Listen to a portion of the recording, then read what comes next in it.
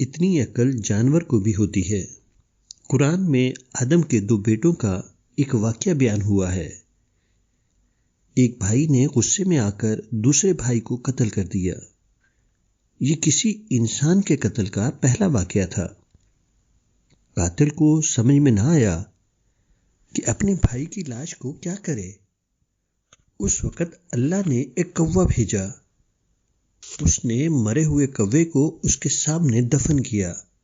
اس نے اپنی چونچ اور پنجے سے زمین کھودی اور مردہ کوے کو اس کے اندر رکھ کر اوپر سے مٹی ڈال دی۔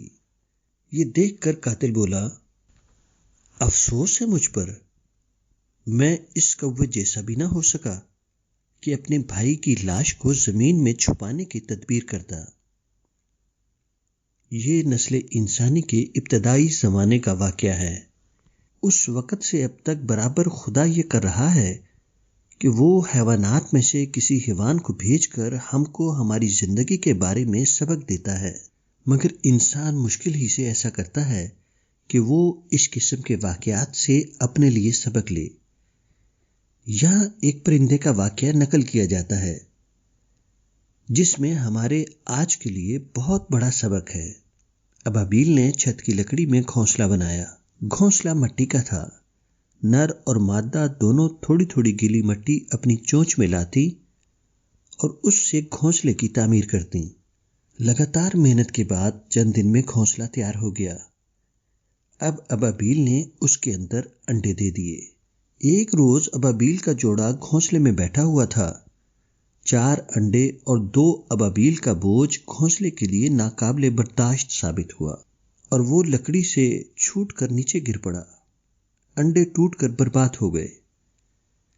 اس کے بعد دیکھنے والوں نے دیکھا کہ دونوں ابابیل پوری چھت میں چاروں طرف اڑ رہی ہیں۔ وہ چھت کی لکڑیوں میں اپنے اگلے گھونسلے کے لیے زیادہ محفوظ جگہ تلاش کر رہی تھیں۔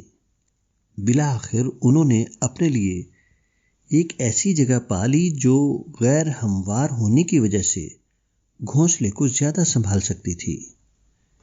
پہلی بار ابابیلوں نے خالی مٹی کا گھونسلہ بنایا تھا۔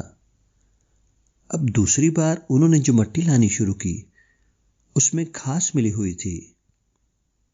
پہلے تجربے کے بعد انہوں نے صاف گارے کو ناکافی پایا تو انہوں نے گھاس ملے ہوئے گارے سے گھونسلہ بنانا شروع کیا۔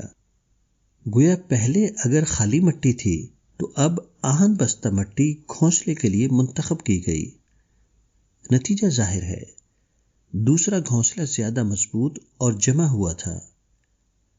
وہ اپنی جگہ پر قائم ہو گیا اور اس میں جو انڈے دیے گئے وہ محفوظ رہے، یہاں تک کہ ان میں بچے نکل آئے۔ بچے اپنی ماں کے ساتھ اڑ کر فضا میں غائب ہو گئے۔ یہ واقعہ خورشید احمد بسمل صاحب کے اپنے مکان کا ہے جو تھنا منڈی راجوری کے رہنے والے ہیں۔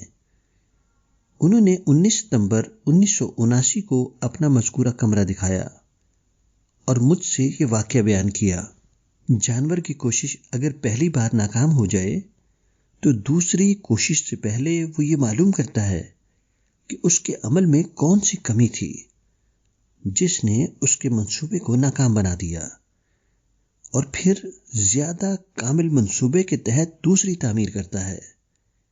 مگر ہمارا آشیانہ گرتا رہتا ہے اور کبھی ہم کو احساس نہیں ہوتا کہ اپنی کمی کو معلوم کر کے زیادہ مستحکم تعمیر کا منصوبہ بنائیں۔